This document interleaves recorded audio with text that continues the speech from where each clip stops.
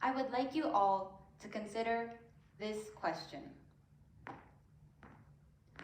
Where are you from?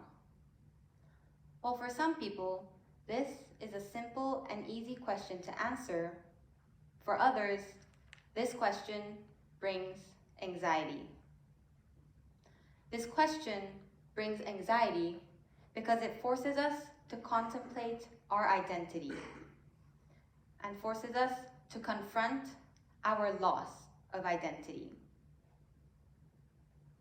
According to Interaction International, there are approximately 230 million people around the world who are likely to struggle answering this question.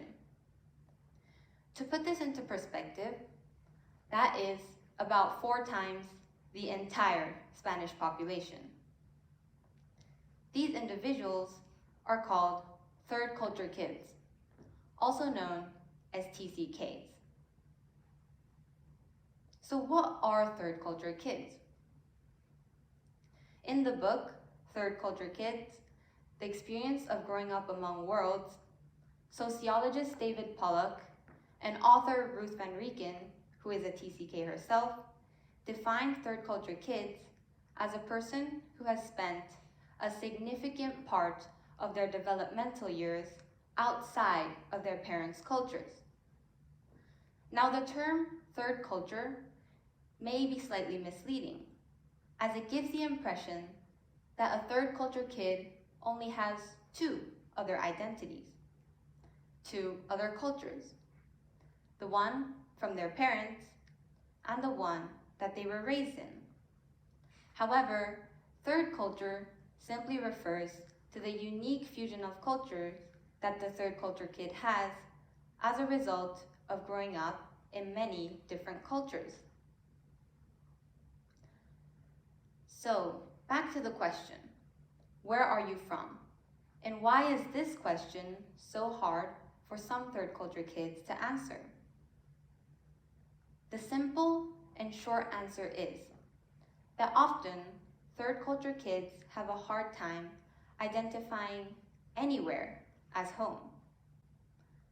This is usually the result of growing up in so many different cultures that you feel like you belong to all of these cultures, but at the same time, not fully belonging to any of them. And the realization of this rootlessness can lead third culture kids into an identity crisis.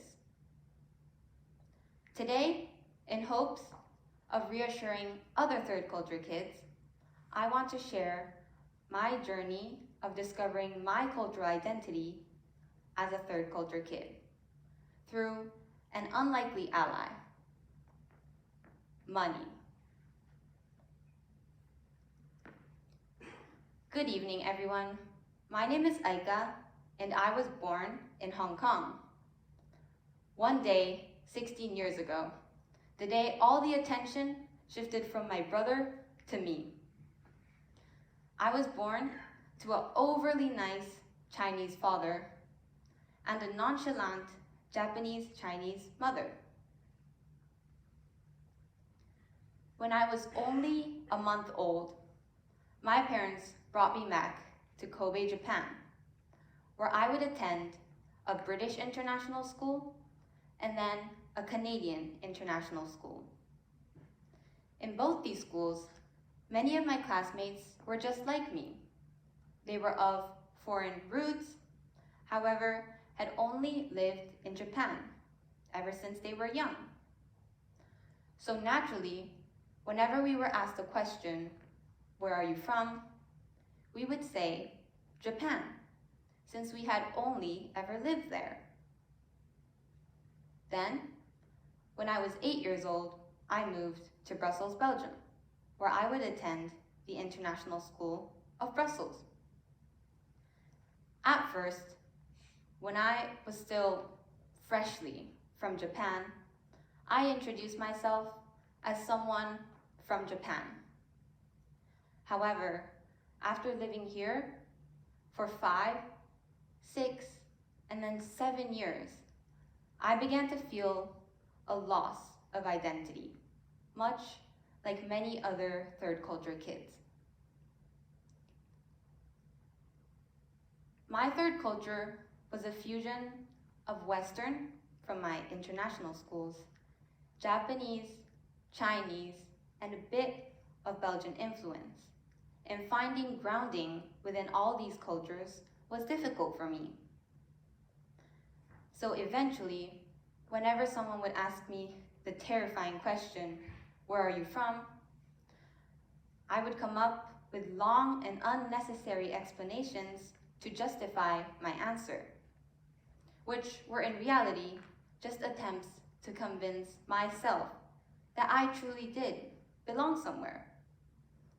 Now, it sounds like a sad story, right? But here comes the good part. What saved me out of this identity crisis was unexpectedly money. It was one New Year's in Japan when I woke up early morning to say the New Year's custom greeting to my grandfather. "Akemashite omedetou gozaimasu." After saying the greetings, my grandfather handed me a colorful envelope. It was otoshidama, the tradition of an elder giving a child an envelope filled with money in hopes for a good and healthy new year. Upon receiving this envelope, I remembered a certain privilege out of the many privileges of growing up in a fusion of cultures. Growing up, I had received money from many different cultural traditions. Otoshidama from Japan, hongbao from China, and of course, everyone's favorite, money from the tooth fairy, from my Western culture.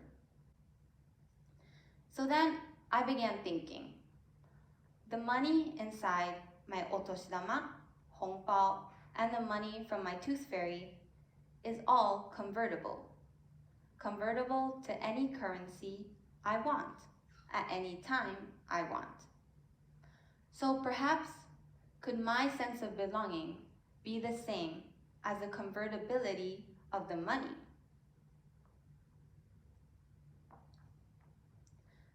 With the help of money, I have come to realize that as third culture kids, we often find ourselves attempting to fit in to the conventional idea of where a person is from. We filter out all the experiences that make us who we are in an attempt to find that one country, that one city, and that one home that is meant to define our identity. However, we shouldn't have to. Instead, we should understand that much like the money in my otoshidama, hongbao, and the money from my tooth fairy, our sense of home is convertible to any currency we want, at any time we want. Yet, the value of our identity does not change. Now, I am just one out of the 230 million third culture kids around the world. And in an increasingly mobile world, the numbers are rising. Right now, it is more than likely that you yourself, a family member, or an acquaintance is a third culture kid. And right now, they may be on their journey of discovering their cultural identity as a third culture kid. Every third culture kid has a different story and a different experience.